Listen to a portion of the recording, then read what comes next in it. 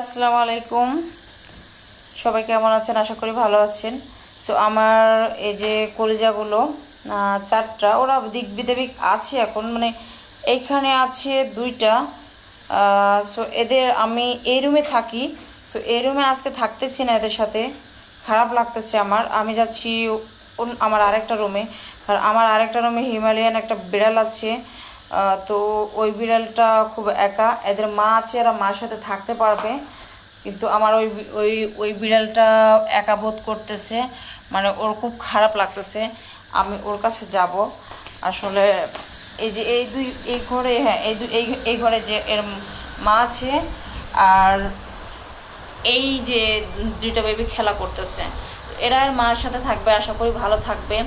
কিন্তু আমি যাচ্ছি যে কিভাবে ও অন্য রুমে যাচ্ছি, যেহেতু অন্য রুমে বিড়ালটা আমার একাই আছে, এটার জন্য যাচ্ছি। জানি না কোথায় আছে, কি করতেছে। এই যে একাই আছে, আসলে ও একা থাকতে পারে না, বাবু বাসায় নাই, তো বাবু বাসায় না থাকার জন্য ও একা বোধ করতেছে, খারাপ ফিল করতেছে। এটার জন্য আমি আজকের এর রুমে থাকবো, আজকে এর রুমে থাকবো, এর সাথে থাকবো। ওদের যেহেতু বাচ্চা আছে, মা বাচ্চা নিয়ে থাকবে, আর এ একাই বোধ করতেছে। বাবা লিও সোনা আসো, রাগ করে না, গুছো করে না। বাবারে আমার লক্ষ্মীটি ভাইয়া নাই গো, আমি যে তোমার রুমেই থাকবো মা, তোমার রুমেই থাকবো, তুমি খুশি না? সো গাইজ, আমার ভিডিওগুলো দেখে যদি অবশ্যই ভালো লাগে, অবশ্যই লাইক শেয়ার কমেন্ট করবেন। আর আমি কোনো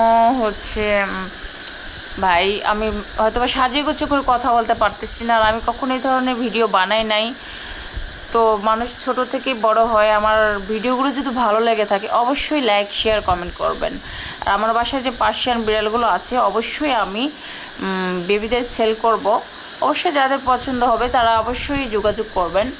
তবে অনেকে বলে রাখছে, তারপরেও অনেকের পছন্দ হয়, নেওয়ার চাহিদা আছে।